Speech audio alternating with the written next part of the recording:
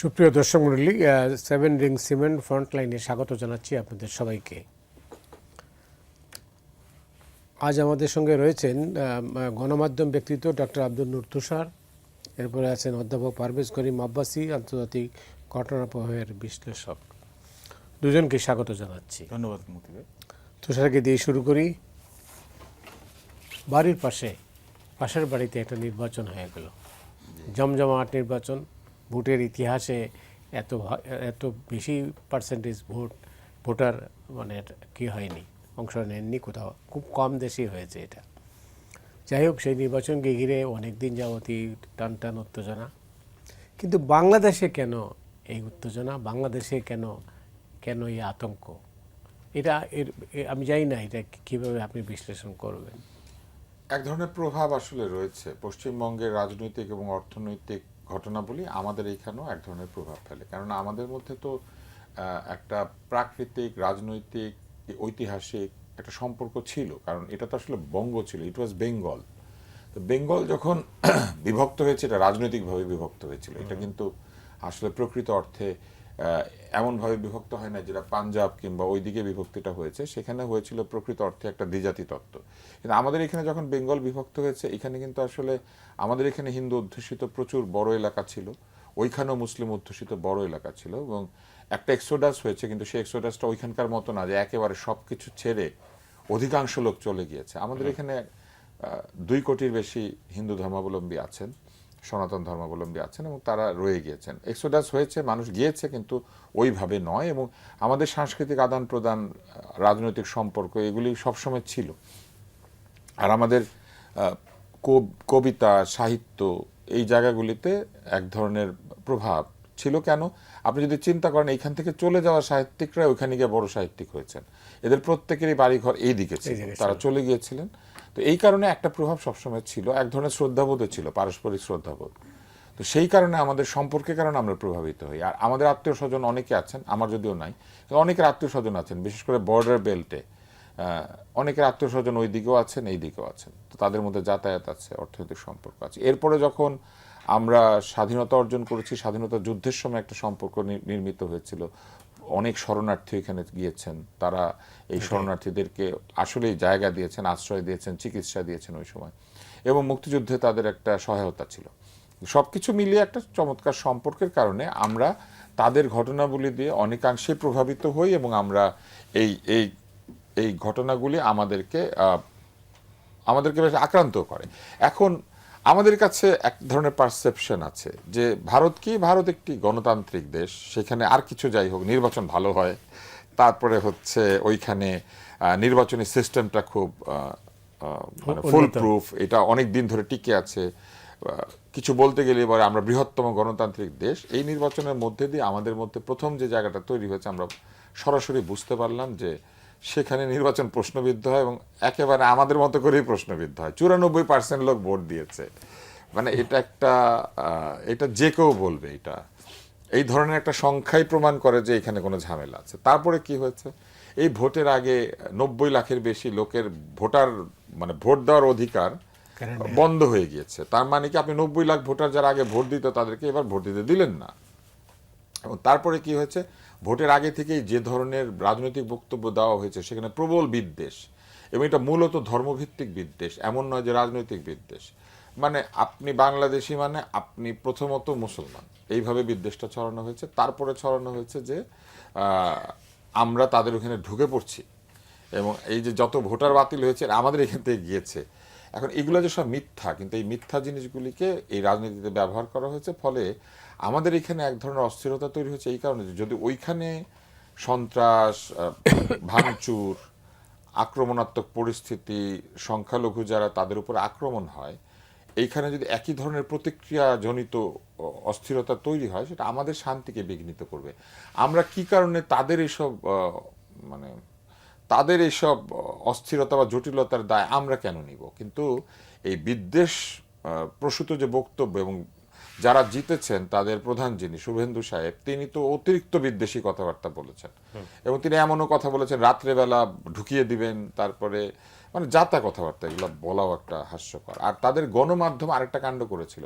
আমাদের এখানে যখন 5ই আগস্টের আন্দোলন হয় তখন তাদের গণমাধ্যম টানা বহু মাস ধরে অসভ্য ভাষায় কথাবার্তা বলেছে, যাতা কথাবার্তা বলেছে, ম্যাপ এঁকেছে, এই খেয়ে ফেলবে, ওই নিয়ে নিবে, চট্টগ্রাম দখল করে ফেলবে, এইসব কথাবার্তা বলেছে। তো সেই সব কারণে আমার কাছে মনে হয় যে আমাদের মধ্যে এক ধরনের চাপা একটা আশঙ্কা বা অস্থিরতা রয়েছে। আর ওই যে একই ব্যাপার, ওইদিকে আত্মীয় স্বজন আছে, যদি গন্ডগোল হয়, যদি তারা আক্রান্ত হয়, ঠিক যেভাবে ভারতেও বহু মানুষ চিন্তিত হয় আমাদের এখানে কিছু হলে, তো সেই জিনিসটা রয়েছে। আর আমাদের সীমান্ত তো তাদের সঙ্গে পৃথিবীর অন্যতম বড় সীমান্ত, এটা একটা দেশের সাথে যে 4-5টা বড় সীমান্ত আছে তার মধ্যে এটা একটা বড় সীমান্ত একটা দেশের সাথে। এবং আমাদের সীমান্তটার সাথে অন্য সীমান্তের তফাৎ হচ্ছে আমাদের সীমান্তটা একই রকম ভূমিরূপ। মানে অন্য অনেক বড় সীমান্ত আছে, ধরেন সীমান্তটা মরুভূমি, মানে লোকে কয়েক সময় পাড়ি দিয়ে এসে ঢুকতে হবে। আমাদের সীমান্ত কিন্তু এই পাশেও ধান ক্ষেত, ওই পাশেও ধান ক্ষেত। এবং এই সীমান্তে যদি কোনো অস্থিরতা হয়, সীমান্তে তারা প্রায় গুলিগালাজ করেন, ওনারা আমাদেরকে হত্যা করেন, এক ধরনের সীমান্তে বাণিজ্য হয়। তো এই সব কিছু আক্রান্ত হবে এবং আমরা কোনোভাবে এটা চাই না। আমাদের এই অঞ্চলটা সবসময় শান্তিপ্রিয় ছিল, এখন আমরা শান্তিপ্রিয়। আমরা মনে করি যে তাদের বোধোদয় হবে, তারা যে এখানে অত্যাচার করছেন এগুলো তারা বন্ধ করবেন এবং এই ভাঙচুর এগুলোর থেকে তারা দূরে আসবেন। কিন্তু শঙ্কাটা এই জন্যই তৈরি হয়েছে যে ওই অঞ্চলে এই ধরনের অস্থিরতা তৈরি হলে তার কোনো একটা স্পিল ওভার এফেক্ট যদি আমাদের এখানে হয় সেটা ঠিক হবে না। এবং আমি মনে করি যে সরকারকে এখন খুবই সতর্ক থাকা দরকার যাতে এই ধরনের কোনো স্পোরাডিক ঘটনাও না ঘটে। এই একই ঘটনা ধরেন এক অল্প একটু জায়গাতেও যদি হতো, আজকে আমরা দেখতাম যে ভারতের মিডিয়া বা অন্য আন্তর্জাতিক মিডিয়া এমনভাবে প্রচার করতো যে আমরা একটা মৌলবাদী, একটা জঙ্গিবাদী, এইসব দেশ বলতো আমাদেরকে। অথচ দেখেন আজকে ওইখানে এইরকম একটা অবস্থা হচ্ছে, এটাকে শুধুই টার্ন করা হচ্ছে রাজনৈতিক, কিন্তু এটা কি আসলে রাজনৈতিক?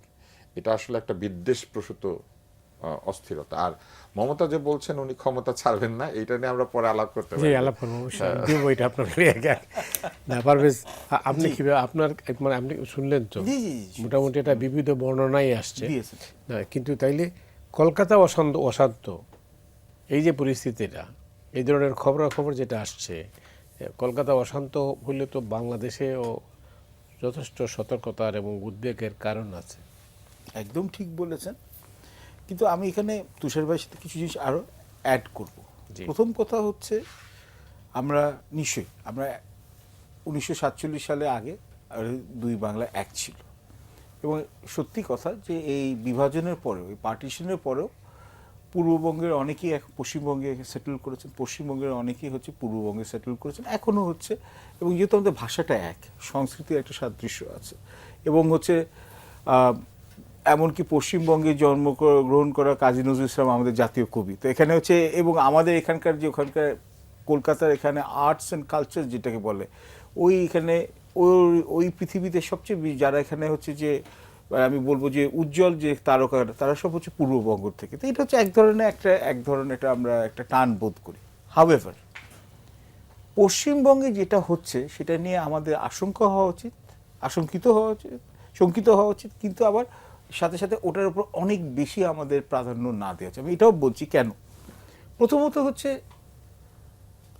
ভারতের রাজধানী নয়াদিল্লি, ক্ষমতার কেন্দ্রবিন্দু ওখানে। বাংলাদেশের রাজধানী ঢাকা, ক্ষমতার কেন্দ্রবিন্দু এখানে। নয়াদিল্লি এবং ঢাকার মধ্যে একটি যোগাযোগ আছে, এবং বিশেষত 2025-এর শেষের থেকে আমরা দেখলাম, এবং এখন নতুন যে এখানে নির্বাচিত সরকার বিএনপি নেতৃত্বাধীন, ভারত তার সাথে এঙ্গেজ করছে। এখন আমি চলে আসি, তো এখন হচ্ছে, এবং আপনি বিশ্বাস করবেন না, কিন্তু ভারতের এখানে পুরো রাজনীতির উপরে, হ্যাঁ পশ্চিমবঙ্গ হচ্ছে একটা ইগোর একটা ইস্যু ছিল, হচ্ছে এই আরএসএস এর নেতাদের জন্য, বিজেপি নেতাদের জন্য, বিশেষ অমিত শাহ আর প্রধানমন্ত্রী নরেন্দ্র মোদীর জন্য। কিন্তু তার চেয়ে বেশি হচ্ছে যে অর্থনৈতিকভাবে, রাজনৈতিকভাবে পশ্চিমবঙ্গের প্রভাব কিন্তু এখন অনেক কমে গেছে, সে আগের সেই 50 বা 60-এর দশকের মতো নাই। কিন্তু আমাদের জন্য যেগুলো সংখ্যার জিনিসগুলো আছে সেটা একে একে বলি। ঠিকই বলেছেন তুষার ভাই, 90 লাখ ভোটারকে ওরা হচ্ছে ভোটার তালিকা থেকে ইলেকশন কমিশন অফ ইন্ডিয়া এখানে সরিয়ে দিচ্ছে। এরপরও আরও অনেক কথা আছে। 10.50 হচ্ছে পশ্চিমবঙ্গের আনুমানিক এখানে জনসংখ্যা, এর মধ্যে 27% হচ্ছে মুসলমান। এবং যেটা আমাদের এখানে সার্ভে থেকে দেখা গেছে যে মানে যতগুলো আসছে ভারত থেকে, 294টা থেকে 100টা থেকে 110 সিট হচ্ছে মুসলমানরা একটা ডিসাইসিভ একটা রোল বা এটা অত্যন্ত গুরুত্বপূর্ণ ভূমিকা পালন করে। এখন যদি 27% যদি আপনার হচ্ছে জনসংখ্যা হয়, তাহলে আপনি ইলেকট্রনেরও আপনার যদি লিস্ট থেকে বাদছাদ হয়, কাটছাট করা হয়, 27% হবে, এর চেয়ে বেশি হওয়ার কথা না। কিছু কিছু ক্ষেত্রে 35%, আর আপনার বর্ডারের পার্শ্ববর্তী এলাকাতে 60 থেকে 70% হয়ে গেছে। তো এইটা মানে কি হচ্ছে, মুসলমান ভোটারদেরকে অ্যাক্টিভলি ওরা হচ্ছে ভোটার তালিকা থেকে সরিয়ে দিচ্ছে এবং ডিসএনফ্র্যাঞ্চাইজমেন্ট করছে, এবং ভুলভাবে ওরা বলছে এটা হচ্ছে মুসলিম অনুপ্রবেশকারী বাংলাদেশ থেকে। এবং একই খেলা কিন্তু আমরা দেখেছি আসামেও, যেখানে 31% হচ্ছে জনসংখ্যা হচ্ছে মুসলমান, এবং আসামে যখন মুসলমানরা একটা এখানে কিংমেকারের রোলে ছিল, এবং আসামে বেশ কয়েকজন মুখ্যমন্ত্রী মুসলমানও ছিলেন আগে, এই স্বাধীন ভারতের সময়। কিন্তু এরপর কিন্তু আমরা দেখেছি হচ্ছে যে যখন হেমন্ত বিশ্ব শর্মার হাত দিয়ে যখন আসামে বিজেপি ক্ষমতা নিল, তারপরে কিন্তু মুসলমানদের উপর এনআরসি, সিএএ এগুলো প্রয়োগ করা হচ্ছে, ডিসএনফ্র্যাঞ্চাইজমেন্ট শুরু হয়ে গেছে। পশ্চিমবঙ্গেও কিন্তু এখানে কিন্তু শুভেন্দু অধিকারী কিন্তু মানে একদম ওপেনলি বলছে এনআরসি এবং সিএ করবে। এখন এটা কি রাজনীতিতে ক্ষমতা পাওয়ার জন্য কি এটা করছে, নাকি এটা পরের জিনিস? এবং এতকাল ভারতে কিন্তু এই নির্বাচনের ব্যাপারে এক ধরনের কিন্তু ক্রেডিবিলিটি ছিল, কিন্তু এবার ইলেকশন কমিশন যেটা করেছে নজিরবিহীন। ওরা প্রথমত এখানে হচ্ছে শুধু ভোটার যদি ডিসএনফ্র্যাঞ্চাইজ করতো, এটা একটা জিনিস। দুই, ওরা হচ্ছে যে ওরা দ্বিতীয়ত যেটা কাজ করেছে হচ্ছে যে ওদের হোম সেক্রেটারি, ক্যাবিনেট সেক্রেটারি, যে তারপর হচ্ছে পুলিশ কমিশনার ওয়েস্ট বেঙ্গল, কলকাতার পুলিশ কমিশনার, সবাইকে ওরা রদবদল করেছে। তো অ্যাডমিনিস্ট্রেশনে ওদের লোককে নিয়েছে, 8200 জন মাইক্রো অবজারভার নিয়ে আসে। তো এখন ভোটারের এখানে ব্যাপারে হচ্ছে ইন্টারফারেন্স, মমতা ব্যানার্জি ব্লেম করছে। এটাও ঠিক যে মমতা ব্যানার্জি কিন্তু জনপ্রিয়তা এখন অনেক অংশে কমে গেছিল এই বিগত কয়েক বছর। 15 বছরে একসাথে ক্ষমতায় থাকা, অ্যান্টি ইনকামবেন্সি কাজ করা। 2, দুর্নীতির অভিযোগ। 3, তৃণমূল কংগ্রেসের যেখানে কর্মীদের এখানে চাঁদাবাজি, যেটাকে ওদের ভাষায় বলে তোলাবাজি।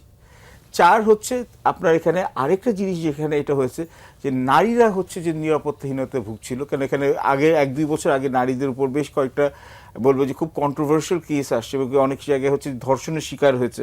তো এটার জন্য হচ্ছে যে কলকাতার এই যে এখানে শিক্ষিত মধ্যবিত্ত যারা আছে তারা মুখ ঘুরিয়ে নিচ্ছে। 5, পশ্চিমবঙ্গের দৈন্য অর্থনীতির দশা, এবং ওখানে কিন্তু কর্মক্ষেত্র কম, এখানে নতুন এখানে কাজে এখানে সুযোগ খুবই কম, বিনিয়োগ একদম কম। এবং দিল্লি থেকে যেহেতু কেন্দ্র থেকে কিন্তু অনেকগুলো কিন্তু অনুদান ওরা বন্ধ করে রেখেছিল।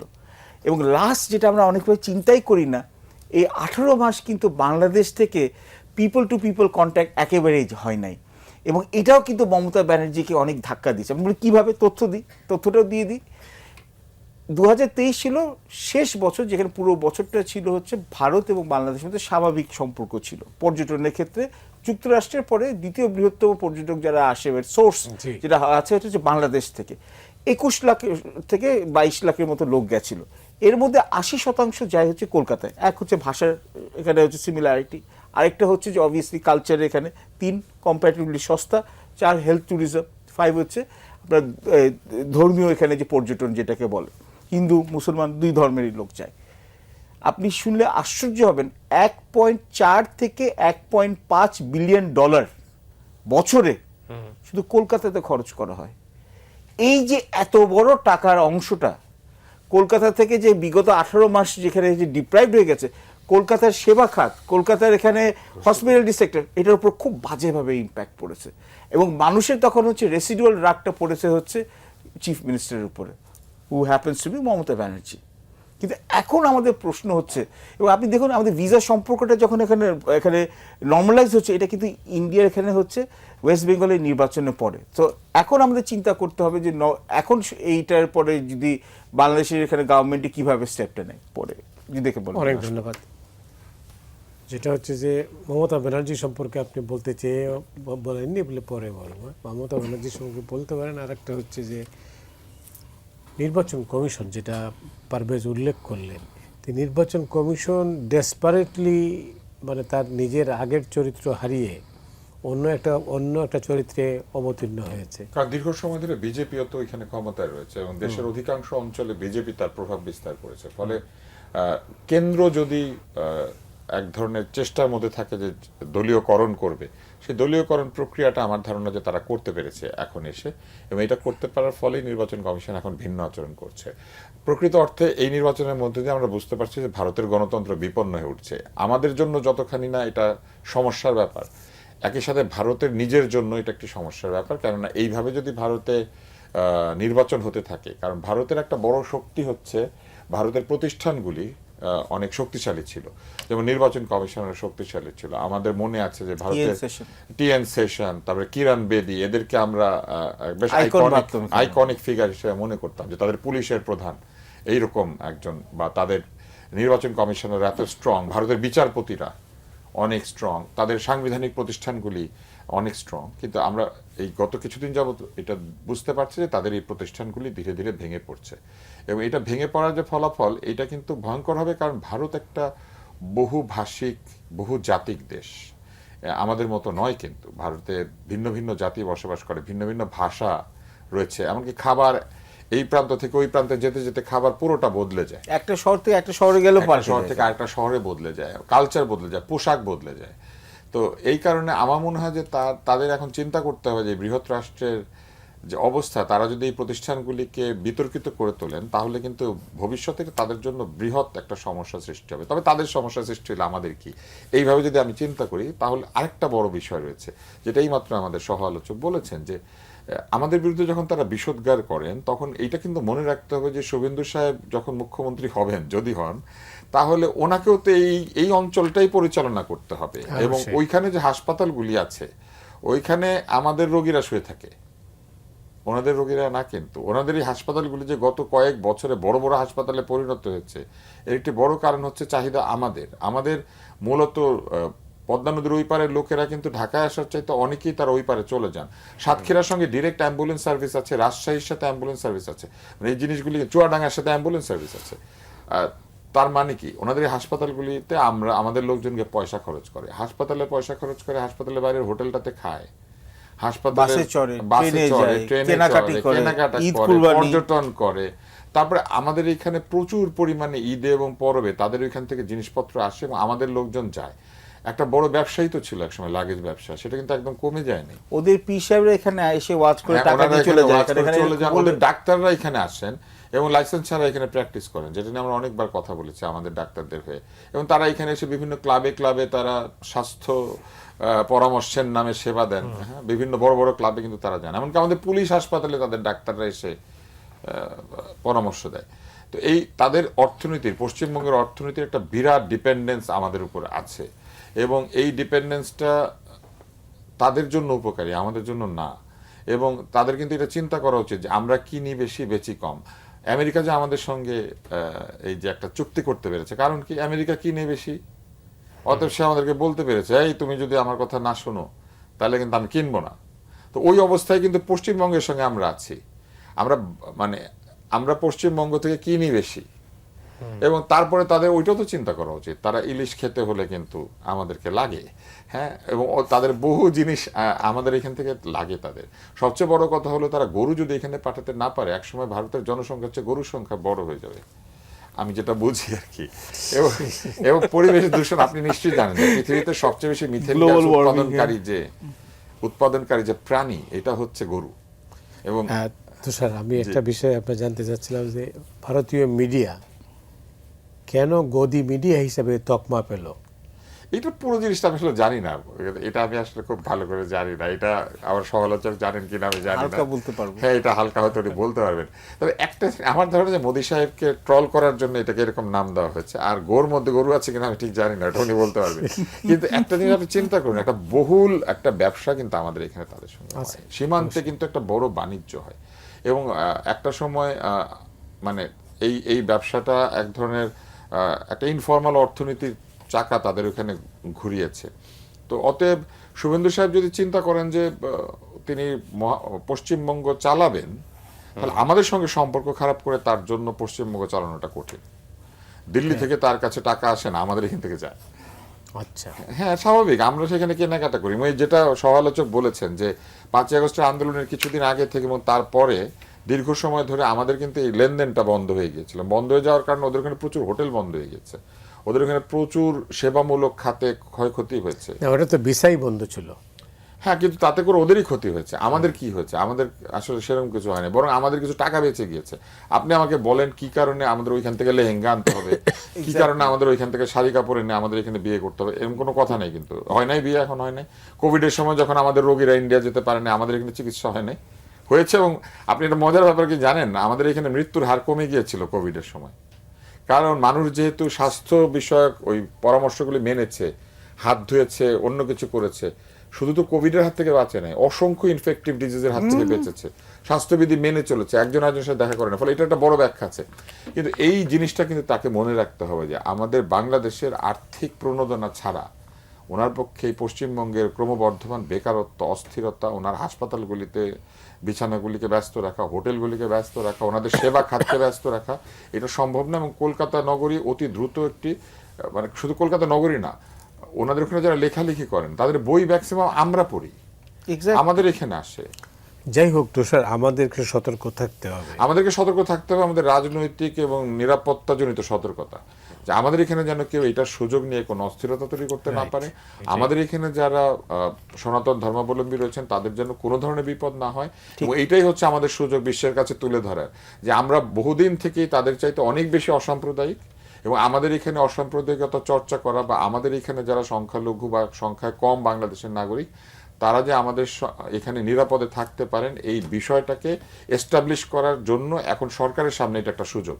ঠিক, এবং এইটা আমাদের মিডিয়াও কিন্তু অলরেডি প্রমাণ করে ফেলেছে। এই ঘটনাটা যদি এখানে ঘটতো, ওখানে কিছু উপস্থাপক আছেন, এইখানে ধরেন এটা ওই উপস্থাপক হলে এই টেবিলের উপর চড়ে দাঁড়িয়ে লাফ দিয়ে চেঁচামেচি করে গড়াগড়ি খেয়ে প্রমাণ করতো যে বাংলাদেশ খারাপ। কিন্তু আমরা কি কেউ এখানে গড়াগড়ি করছি? আমরা কি তাদেরকে গালি দিচ্ছি? আমরা দিচ্ছি না, আমরা দিচ্ছি না, আমরা দেবো না, আমরা কোনোদিন দেবো না, এটা আমরা কোনোদিন পাবো। অনেক ধন্যবাদ। জি, আমি বলবো এখানে এটা। আচ্ছা, এটার উপরই বলবো। আর জি জি, আমি তুষার ভাই যেটা বলছি, আমি গদি মিডিয়ার যেটা কথা বলি, এটা হচ্ছে জিজ্ঞেস করেছিলাম। জি, এটা হচ্ছে একটা মানে ভারতে বেশ নাম করা একজন জার্নালিস্ট রবিশ কুমার, এখানে এখানে আছে, উনি প্রথমে এই নামটা দেন বলে এটা ধারণা করা হয়। গদি মিডিয়া কেন বলা হয়? খুব সোজা কথা, corporate take over of media, মানে কর্পোরেট হাউসগুলো যেভাবে মিডিয়াটাকে অ্যাকোয়ার করেছে, এবং কারা করেছে, হালে এটা যেটাকে বলা হয় যে এটা হচ্ছে বিজনেস এবং পলিটিক্সের মধ্যে, বা হচ্ছে ব্যবসা এবং রাজনীতির মধ্যে একটা হচ্ছে একটা অনৈতিক একটা সম্পর্ক। তো এর মধ্যে প্রাইম মিনিস্টার নরেন্দ্র মোদীর 12 বছর যে ক্ষমতায় থাকা পুরো ভারত, এবং তার আগে গুজরাতের যে উনি মুখ্যমন্ত্রী ছিলেন, দুটো হাউস তাদেরকে খুব সাপোর্ট দিয়েছে। একটা হচ্ছে আম্বানি এবং রিলায়েন্স, এবং দুই হচ্ছে আদানি। এবং দেখুন, আম্বানি এবং আদানিরা এই যতদিন উনি গুজরাটের মুখ্যমন্ত্রী ছিলেন, এবং তারপর হচ্ছে তার সাথে, এবং কিছু অর্থে টাটাও, এবং এটার সাথে মমতা ব্যানার্জি একটা ইকুয়েশন আমি পরে বলবো। এখানে যখন এরা দেখছে ফুলে ফেপে ওদের স্টক মার্কেট ভ্যালু, কারণ আদানি এবং আম্বানি কিন্তু বিশ্বের প্রথম 10 থেকে 15টি বিলিয়নের মধ্যে হয়ে গেছে।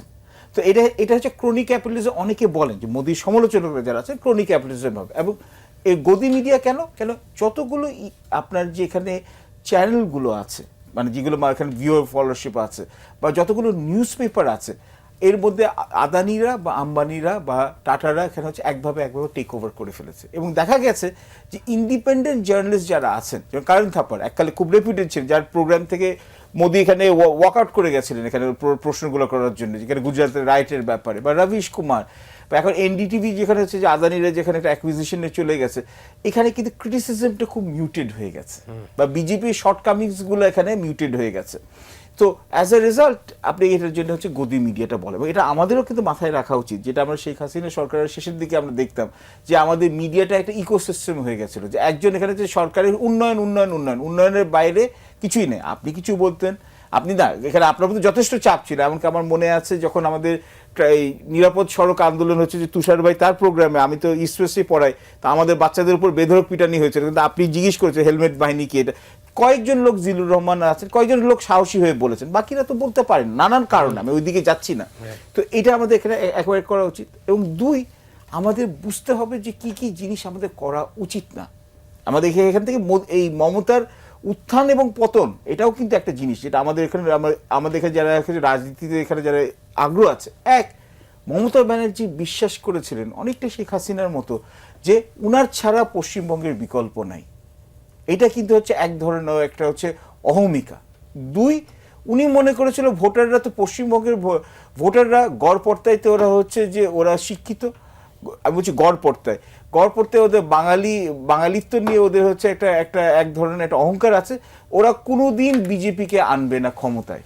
এই যে আপনি ধরে রাখছেন যে মৌলবাদীদেরকে কোনোদিন ক্ষমতায় নিয়ে আসা হবে না, এটাও কিন্তু আপনার হচ্ছে, এটা হচ্ছে আপনার মায়োপিয়া, বা এটা হচ্ছে আপনার শর্ট সাইটেডনেস, আপনার হচ্ছে দূরদৃষ্টির অভাব। কেননা আপনি সুশাসন না দিতে পারলে, আপনি যদি দুর্নীতি করেন, আপনি আপনার ভাইবো অভিষেক ব্যানার্জিকে হচ্ছে বানিয়ে দিলেন নাম্বার 2। এই যে শুভেন্দু অধিকারী, সেই তো ছিল আগে তৃণমূলে এখানে হচ্ছে একজন বড় নেতা, এবং অনেকে ধারণা করছে পরে উনিই হবেন। যখন শুভেন্দু অধিকারীকে হচ্ছে যখন ওনাকে বাদ দিয়ে এই অভিষেক ব্যানার্জিকে বানিয়ে দিল, এখানে শুভেন্দু অধিকারী বের হয়ে আসলো। হেমন্ত বিশ্ব শর্মা, আপনি যে আসামের, উনি আগে ছিলেন কংগ্রেসে, এখানে হচ্ছে তরুণ গোগোইয়ের ডানহাত লোক। তো যখন উনি ওনার নিজের ছেলেকে নেওয়ার চেষ্টা করলেন মুখ্যমন্ত্রী পরে, ও সরে এসে বিজেপিতে গেছে। বিজেপি এটা খুব ভালো কাজ করেছে, প্রত্যেকটি জায়গায় রাজ্যে ওদের যে মূল যে প্রতিদ্বন্দ্বী, তাদের যে সেকেন্ড টিয়ারের নেতাদেরকে ওরা নিয়ে আসে এবং তারপর এনেছে টাকা পয়সা। একটু থামতে হবে। জি জি জি জি। দর্শক, আমরা বিরতিতে যাচ্ছি, ফিরছি খুব তাড়াতাড়ি, আমাদের সঙ্গেই থাকুন।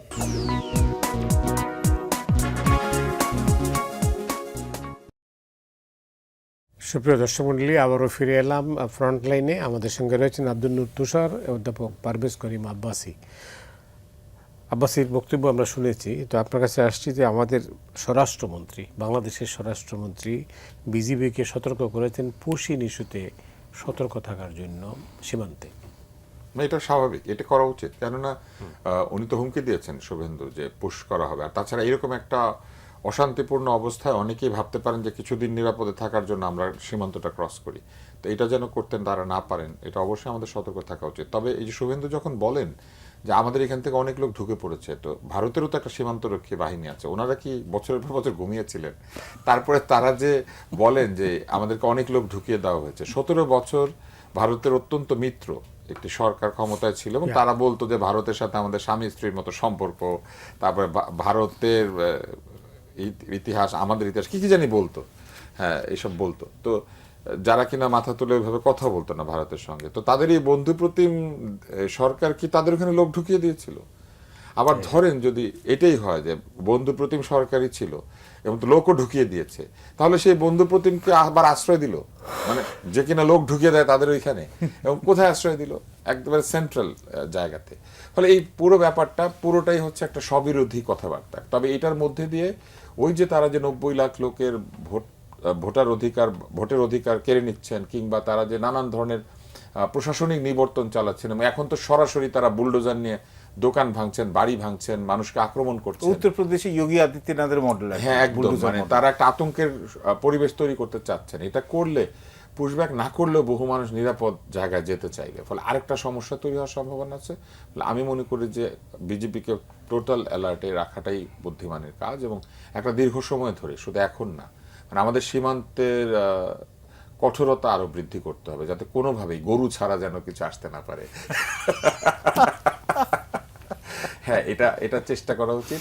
আর দ্বিতীয়ত, আমরা অনেক সমালোচনা করি ইউনূস সাহেবের এই বিষয়ে। তো ধরেন ওরা গরু পাঠালোই না, ইউনূস সাহেব একটা ভালো চুক্তি করেছে, আমরা আমেরিকার কাছ থেকে গরু আনতে পারবো।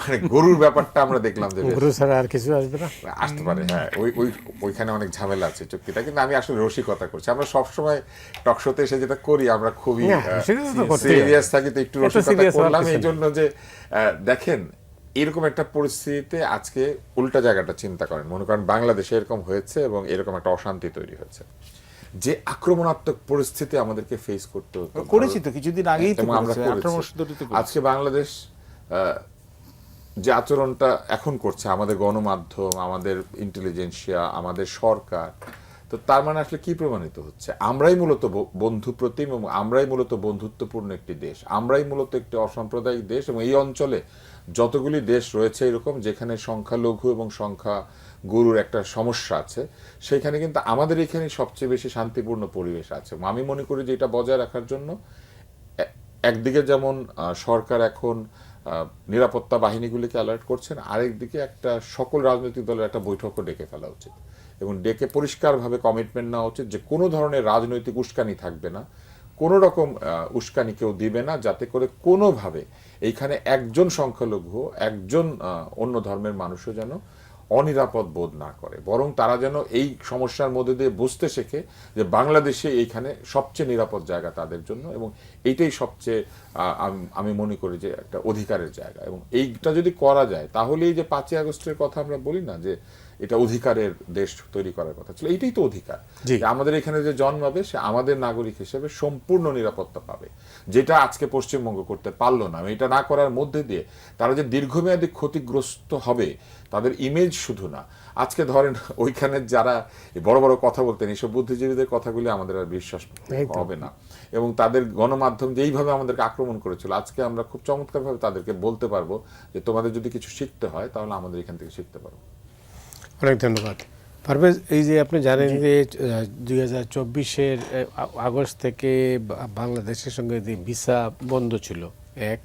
2 নম্বর হচ্ছে পানির সমস্যা, বিশেষ করে তিস্তা নদীর পানি, তো সেটা তো কোনো সুরাহা হচ্ছিল না। বলা হচ্ছিল যে পশ্চিমবঙ্গের মুখ্যমন্ত্রী মমতা ব্যানার্জি এতে সায় দেননি। এখন তো মমতা ব্যানার্জি নেই, এখন কি আমরা পানি পাবো? সম্ভাবনা কম। কেন কম আমি বলছি আপনাকে। কি বলে? না, আমি আমি আমি নৈরাশ্যবাদী হতে চাই না, I don't want to be a pessimist, কিন্তু আমি আপনাকে বলছি কারণটা কেন। প্লিজ। এতকাল ছিল এটা মানে সেন্টারে, আগে তো ছিল হচ্ছে যে আপনার কংগ্রেস নেতৃত্বাধীন এখানে হচ্ছে মনমোহন সিং এর সময়, এবং তখন হচ্ছে মমতা ব্যানার্জি বেঁকে বসলেন যখন ওনার সফরে আসে যে আমি তিস্তা নদী আমি আমার কনসেন্ট দিব না, coalition partner, important coalition partner, কিছু করার নেই। এখনকার পরিস্থিতিতে কি? এখন কেন্দ্রে বিজেপি, রাজ্যে বিজেপি, শুধু তা না, ভারতে 28টি রাজ্যের মধ্যে 23টি রাজ্যে সরাসরিভাবে বা কোয়ালিশনে কিন্তু বিজেপি ক্ষমতায় আছে, এবং 3টি ইউনিয়ন টেরিটরির মধ্যে 2টি বোধহয় ওখানে যে বিজেপি ক্ষমতায় আছে। তো একমাত্র 1960 সালের দিকে প্রধানমন্ত্রী জওহরলাল নেহরু তখন আমলে যখন কংগ্রেসে এমন প্রাধান্য ছিল, এরপর হচ্ছে নরেন্দ্র মোদী। তো সুতরাং হি হ্যাজ দ্য নাম্বারস। এবং বিজেপি কিন্তু যে যাই বুঝাক আমাকে, বিজেপি কিন্তু অত্যন্ত একটা হায়ারার্কিক্যাল দল। এটা আরএসএস এর এখানে ওই হায়ারার্কি যেটা আছে, সংঘ যেটা আছে, তো সংঘের এখানে হচ্ছে যে ওদের একটা ডিসিপ্লিন আছে, শৃঙ্খলা আছে। তো বিজেপি সেন্ট্রাল কমান্ড যেটা দিল্লি থেকে বলবে সেটাকে কলকাতায় মানতেই হবে। যে শুভেন্দু অধিকারী যদি মানে মুখ্যমন্ত্রী হন, বা তথাগত হয়, বা রায় হয়, বা দিলীপ ঘোষ হয়, যেই হোক। কিন্তু আর প্রশ্ন হচ্ছে, এতকাল মমতা ব্যানার্জি কিন্তু বলছে তিস্তার পানি উনি দিবেন না, বা গঙ্গার যে চুক্তিটা উনি আবার নবায়ন করবেন না, কেন ওনার এখানে কৃষকদের পানির এখানে হচ্ছে সংকট চলছে। এটা হচ্ছে ওনার স্ট্যান্ডার্ড লাইন। এখন উনি ক্ষমতা থেকে displaced, eventually he will have to step down. তারপর কি হবে? যদি 3 থেকে 5 মাস লাগবে হচ্ছে ওদের ঘর গুছানোর জন্য, ওরা বলবে যে আমাদের এখন হচ্ছে সাম্প্রদায়িক এখানে সম্প্রীতি, এখানে সমস্যা হচ্ছে, আমাকে এখানে শক্ত করতে হবে, ইত্যাদি ইত্যাদি। কিন্তু তারপর আমরা যে তিস্তার চুক্তি, পানি তো পরের কথা, গঙ্গার চুক্তি যখন আমরা নবায়ন করতে যাব, তখন কিন্তু Mamata Banerjee will come back to her element. ওনার এলিমেন্টটা কি? ওনার মূল ইউএসপি হচ্ছে উনি হচ্ছে রাস্তার রাজনীতি করেন, স্ট্রিট ফাইটার। এই নন্দীগ্রাম, এই সিঙ্গুর, এইগুলোতে এখানে উনি যেখানে টাটা রেখে যেখানে উনি এখানে আন্দোলন করে বার করে দিল, এবং সেটা চলে গেল গুজরাটে। টাটারা হয়ে গেল হচ্ছে গুজরাটের মোদির সবচেয়ে বড় সাপোর্টার, মুখ্যমন্ত্রী যখন ছিলেন। কিন্তু উনি তখন কি করবে? এই কৃষকদের নিয়ে উনি বলবে যে এই ভারতের এখানে হচ্ছে যে যা স্বার্থ, বা পশ্চিমবঙ্গের যে স্বার্থ, সেটা হচ্ছে এই শুভেন্দু অধিকারী এবং মোদি মিলে হচ্ছে ওর বিসর্জন দিয়েছে। উনি তখন যেরকম অ্যাজিটেশন এখানে করতে পারবে, এটাও কিন্তু একটা বিশাল বড় জিনিস। আখেরে কি লাভ হবে?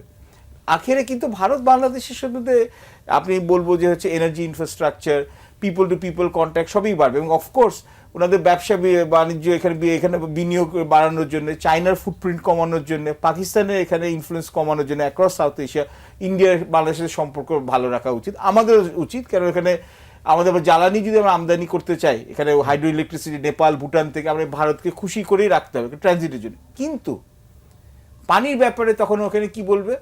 যে আমরা তো কিছু করতে পারছি না। তো যতক্ষণ পর্যন্ত, এবং আমরা বলবো যে যদি কেন্দ্রে, যদি নরেন্দ্র মোদী সরকার ওরা চায় যে ওদের সদিচ্ছাটাকে প্রদর্শন করার জন্য, তাহলে প্রথমে শুভেন্দু অধিকারীকে দিয়ে 6 মাসের মাথায় ওরা আমাদের আগে তিস্তা চুক্তিটাকে স্বাক্ষরিত করুক, এবং ন্যায্য এখানে অধিকার অনুযায়ী, যে এটা হাইড্রোলজিক্যাল সার্ভের উপরে, শুধু এমনি একটা মন গড়ার ডেটার উপর না। 2, আমাদের গঙ্গা চুক্তি যেখানে এখানে পুনর্নবায়ন হবে, রিনিউয়াল হবে ট্রিটিটা, এটা হচ্ছে লেটেস্ট হাইড্রোলজিক্যাল ডেটার উপরে এবং আমাদের রিকোয়ারমেন্টস অনুযায়ী করতে হবে। তাহলে আমরা বুঝবো যে ভারত হচ্ছে বাংলাদেশের সাথে একটা মিউচুয়াল রেসপেক্টের সম্পর্কের উপরে দে ওয়াক দ্য টক, এবং বর্ডার কিলিংটা কমাতে হবে। কারণ এটার সাথে কিন্তু কোনো এখানে রাজ্যের কোনো প্রভাব নেই, কেন বিএসএফ কিন্তু পুরোপুরি কেন্দ্রের এখানে ক্ষমতাতে আসে বা ওভারসাইটে আসে।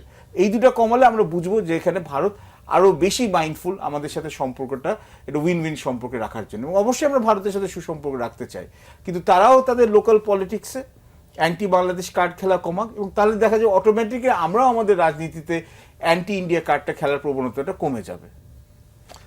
ওয়েল, যেটা তুষার আপনার বক্তব্যে একটু হালকা টাচ করেছিলেন যে বাণিজ্য চুক্তি মানে মার্কিন যুক্তরাষ্ট্রের সঙ্গে, এতে অনেক কিছুই আসতে পারে, আমরা দিচ্ছি নিচ্ছি, দুটোই তো আছে। কি এটার পজিটিভ দিকও আছে, ভালো দিক আছে, খারাপ দিক আছে।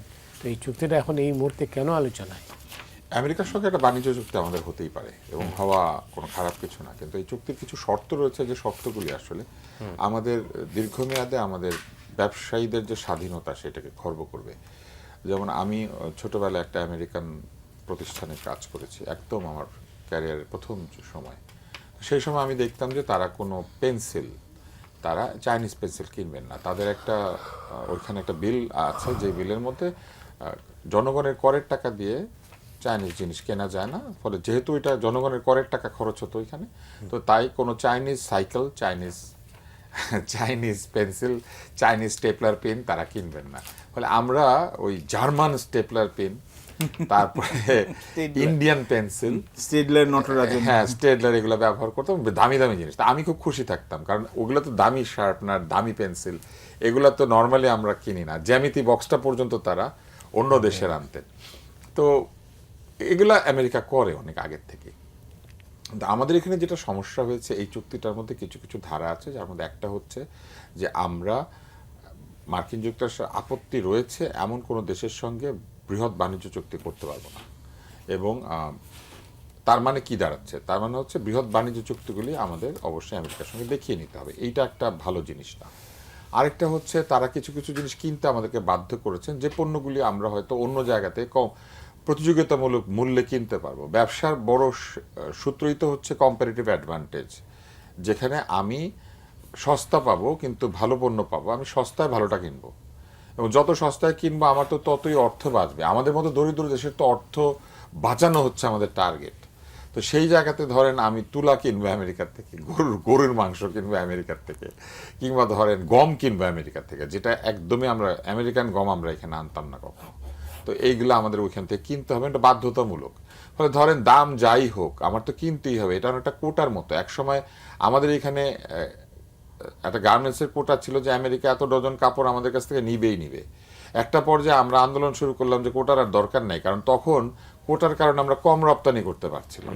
আমরা কোটা ফুলফিল করে ফেলেছি, তারপরও আমাদের কাছে ডিমান্ড আছে তাদের, কিন্তু কোটার বেশি তো কিনতে পারে না।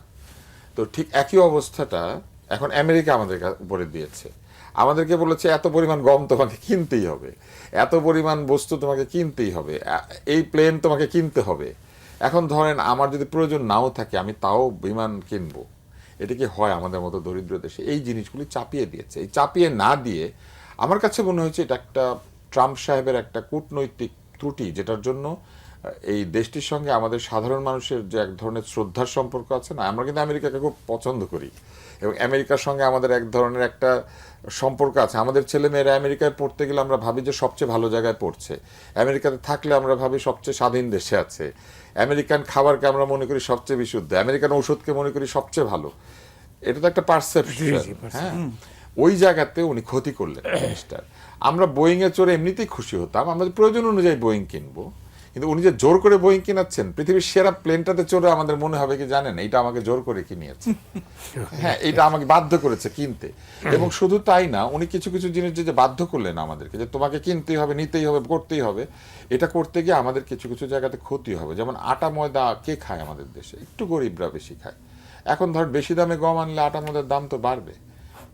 এইটার উত্তর তো উনি দিবেন না। আরেকটা বিষয় হচ্ছে, ওনারা আমাদের এখানে যে আমরা ডলারটা আনি, এই ডলারটা মূলত আমরা নিয়ে আসি কার কাছ থেকে? রেমিটেন্সের ডলার। সেই ডলার দিয়ে আমরা বেশি মূল্যে পণ্য যদি আমেরিকা থেকে সংগ্রহ করি, এইটা আমার কাছে মনে হয় না উচিত কাজ হয়েছে। বরং এটা আমেরিকা কি করতে পারতো জানেন, কূটনৈতিক সম্পর্কের ভেতর দিয়ে এটা করতে পারতো, মানে আলোচনার ভেতর দিয়ে বলতে পারতো। কারণ পৃথিবীতে অন্য দেশে আমেরিকা বোয়িং বিক্রি করে না, বোয়িংই সর্বাধিক বিক্রিত বিমান পৃথিবীতে। তাহলে এটা আমাদের কাছে এমনিতেই বেচতে পারতো থ্রু আ বিজনেস পলিসি। আমরা আগেও বোয়িং কিনেছি না, আমাদের ফ্লিটে তো অলরেডি একটা বিজনেস ডিল হইতে পারে, বিজনেস ডিল হতে পারতো। এবং আমাদের এখানে আমি আরেকটা জিনিস বলি, আমাদের এখানে চিকিৎসা সরঞ্জামে আমেরিকান একটা জায়গা আছে। যেমন আমাদের এখানে জিই, আমেরিকার যে জেনারেল, এদের কিন্তু প্রচুর আল্ট্রাসাউন্ড মেশিন আমরা ব্যবহার করি, রেডিয়েশন দেওয়ার মেশিন ব্যবহার করি, আমরা যে স্ক্যান করি, যে সিটি স্ক্যান, এমআরআই, সেখানে আমরা এটা ব্যবহার করি। আমেরিকান উচ্চতর প্রযুক্তির জিনিসগুলি কিন্তু অনেক টেকসই এবং ভালো। তারা না বলতো তো আমরা এগুলো কিনি, কেন কিনি? তাহলে একইভাবেই তারা এটা বেচতে পারতো। আমার মনে হয় যে চুক্তিটা করে তারা একটা সাধারণ মানুষের কাছে তারা একটা নেতিবাচক ইমেজ তৈরি করেছে। আমরা যদি ইউনূস সাহেবের সমালোচনা করছি, ইউনূস সাহেব তো অবশ্যই এই কাজটা করে অত্যন্ত একটা ভুল কাজ করেছেন, কিন্তু আমার মনে হয় যে আমেরিকা এখনো এটা চিন্তা করতে পারে, এই চুক্তির শর্ত আমাদের উপর জোর করে চাপিয়ে না দিয়ে আমেরিকা কিন্তু এইটা চিন্তা করতে পারে যে থ্রু মিউচুয়াল নেগোসিয়েশন তারা বহু কিছু আমাদের কাছে এমনিতেই বেচতে পারে। অনেক ধন্যবাদ। এই চুক্তির ব্যাপারে একটা অনেকেরই বক্তব্য, যেটা মানে তুষার একটা ইঙ্গিত করলেন, যে এই চুক্তি বহাল থাকলে, কার্যকর থাকলে আপনি অন্য কোনো দেশের সাথে তো আপনি খোলামেলা কোনো ব্যবসায় যুক্ত হতে পারছেন না। আসল কথা হচ্ছে কি, গরিবের অনেক দোষ। এটা হচ্ছে যে গরিবের বউয়ের এখানে হচ্ছে যে অনেক এখানে দুর্ভাগ্য বলি আমরা, তো অনেক কিছু কথা সবাই ভাবি আর কি, সবাই ভাবি। হ্যাঁ, তো এখন বলতে চাচ্ছিলাম, আপনি বলে ফেলেন। এখন সবচেয়ে মূল কথা হচ্ছে, তুষার ভাই প্রথমেই বললেন, আমরা 9.1 বিলিয়ন ডলার, 9 এখানে আপনার $5 বিলিয়ন মতো 2025 সালে করে রপ্তানি করেছি। আমদানি করেছে $2.3 বিলিয়ন। তো $7.1 বিলিয়ন হচ্ছে যুক্তরাষ্ট্রের কাছে আছে ব্যবসায়িক ঘাটতি, বাংলাদেশের কাছে ট্রেড ডেফিসিট। ওদের যে অফিস যেটা দেখে, ইউএস ট্রেড রিপ্রেজেন্টেটিভ, ইউএসটিআর, প্রত্যেক বছরে একটা করে প্রতিবেদন করে যে ফ্রি ট্রেড কতটুকু হচ্ছে বা মুক্ত বাণিজ্য কতটুকু যুক্তরাষ্ট্র এখানে পাচ্ছে অন্যান্য দেশের সাথে। এবং ওরা বলছে যে বাংলাদেশে নানান ধরনের নন ট্যারিফ ব্যারিয়ার এবং ট্যারিফ ব্যারিয়ার আছে। এটা সত্য, এটা না অস্বীকার করে লাভ নেই। একইভাবে যুক্তরাষ্ট্রেরও তো অনেক ব্যাপারে, ওদের কৃষি ক্ষেত্রে বলেন বা কৃষি খাতে বলবেন, অনেক জায়গায় আছে যেখানে হচ্ছে একটা রেস্ট্রিকশন আছে। কিন্তু মাইট ইজ রাইট, এটা এসিমেট্রি আছে। এখন যুক্তরাষ্ট্র শুধু আমাদের সাথে করেনি, সবার সাথেই করেছে। যে এইভাবে হচ্ছে ঘাট, মানে ওদের যেহেতু ওরা হচ্ছে ইকোনমিক সুপার পাওয়ার, বিশ্বের বৃহত্তম অর্থনীতি, $37 ট্রিলিয়ন মতো, if I am not mistaken. তো ওরা হচ্ছে ওই অর্থনীতি দিয়ে ওটা এটা বার্গেনিং পাওয়ার হিসেবে করেছে। এবং ট্রাম্পের অ্যাগ্রেসিভ ওই deal making diplomacy, transaction diplomacy. আমার আফসোসটা একটা জায়গায়, অন্তর্বর্তীকালীন সরকারের আর মেয়াদ 3 দিন আগে এই চুক্তি কেন স্বাক্ষরিত হলো? এটা হচ্ছে এক, এর আগেও বলেছে এটা consistent। এবং 2, এটাকে নিয়ে কেন সংসদে, যখন আমাদের এটা নির্বাচিত সংসদ এখানে যখন আসলো, সাংসদদের মধ্যে আরো খোলামেলা আলোচনা করা যেতে পারতো। তারপর আমরা একটু নেগোশিয়েট করতে পারতাম। আপনি নেগোশিয়েট করলে কি খুব উল্টা তো না? আমি আপনার চুক্তি তো আগেই সই হয়ে গেছে। হ্যাঁ, তো এটা কন্টিনিউটি আছে। কিন্তু আমার কথাটা হচ্ছে, এবং আমরা তো দেখেছি যে ওই অ্যাডমিনিস্ট্রেশনের কয়েকজন লোক, যে মানে বেশ উচ্চপদস্থ লোক, তারা তো এই সরকারের কন্টিনিউটি রেখেছে।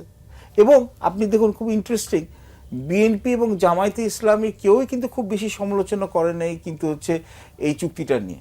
হ্যাঁ, এটাও ঠিক যে আমাদের সর্ববৃহৎ রপ্তানির বাজার যুক্তরাষ্ট্র, এবং শুধু যুক্তরাষ্ট্র একভাবে না, যুক্তরাষ্ট্রকে যদি আপনি চটান, এটাও সত্যি কথা, আপনি world bank, IMF, ADB, Islamic development bank, এই যে মাল্টিল্যাটারাল ডেভেলপমেন্ট পার্টনার্স, এদের কাছে লোন অ্যাসিস্ট্যান্স এগুলো পাওয়াটা ডিফিকাল্ট। এটাও আরেকটা জিনিস। এবং এখন আমাদের যে এখানে যে এনার্জি, এখানে যে ইম্প্যাক্টটা হচ্ছে, এই যে মধ্যপ্রাচ্যে যেখানে আমরা কিন্তু সাপ্লাই চেইন ডিসরাপ্টেড হয়ে গেছে, তো এলএনজি সার্ভাইড আমরা পাচ্ছি। আমেরিকার যে মূল, আমি জাস্ট 1 মিনিটে বলে, যে মূল যে সমস্যাটা হচ্ছে, ওরা যেটা বলছে যে চীনা প্রযুক্তির উপর নির্ভরশীলতা করা যাবে না, বিশেষত হচ্ছে এই টেকনোলজি, আইটি, তারপর হচ্ছে ফিনটেক ইত্যাদি। কিন্তু সমস্যা হচ্ছে, একটা নির্বাচিত সরকারকে যদি এই সুযোগটা দিতে পারতো, তাহলে আমার মনে হয় যে আরো ভালো মতো নেগোশিয়েট করতে পারতো। অনেক ধন্যবাদ পারভেজ, আপনাকে অনেক ধন্যবাদ। তুষার, আপনাকেও অনেক ধন্যবাদ। সময় হাতে নেই, একেবারেই নেই। তো অনেক ধন্যবাদ দুজনকেই। দর্শক, আপনারা যারা অনুষ্ঠান দেখলেন, আপনাদের সবাইকে ধন্যবাদ জানিয়ে আজকের মতো এখানেই শেষ করছি।